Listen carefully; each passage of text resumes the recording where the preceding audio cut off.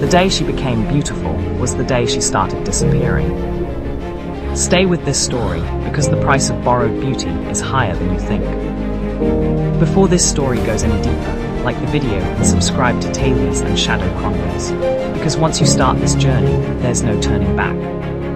Amara Okoye learned early that there were people who entered rooms and people who blended into them. She belonged to the second group, not because she was invisible in the literal sense. She was present, punctual, reliable, because nobody ever paused long enough to describe her. In group photos, she was always the one standing slightly behind, smiling politely, her body angled as if she were already apologizing for taking up space. Teachers praised her intelligence without enthusiasm. Friends called her strong or serious, words that felt like compliments designed to avoid something else. At family gatherings, aunties discussed marriages and glow-ups as if Amara were furniture. Useful, dependable, silent, and over time she learned the unspoken rule of survival: don't expect to be chosen, expect to be needed. She lived in a city that worshipped becoming. Billboards promised transformation. Social media rewarded before and after stories like redemption arcs. Even bus conductors flirted with women whose beauty announced itself loudly. Amara noticed everything. She noticed how her friends adjusted their tone when beautiful women entered a space, how men leaned forward when listening to certain faces, how admiration moved faster than respect.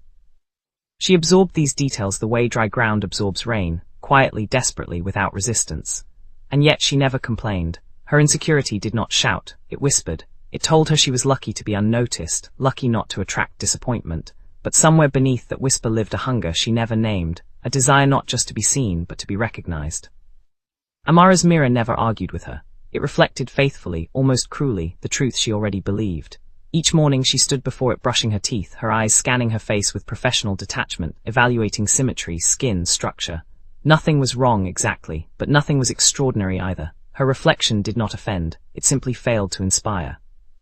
She tried different hairstyles, different lip colors, different angles, but the mirror returned the same verdict: acceptable, forgettable, unfinished.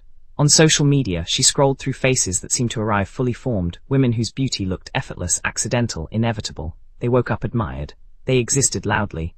Amara learned to double-tap without envy, but her thumb often lingered longer than necessary. Her friends meant well. They talked about confidence like it was a switch Amara had refused to flip. "You're beautiful in your own way," they said, the phrase landing with the weight of consolation. At weddings and parties she was the helper, the one adjusting veils, fixing makeup, holding purses while others danced into desirability. She watched transformations happen to other women: a new wig, a better tailor, a sudden flood of attention. Beauty, she realized, was not just appearance, it was access.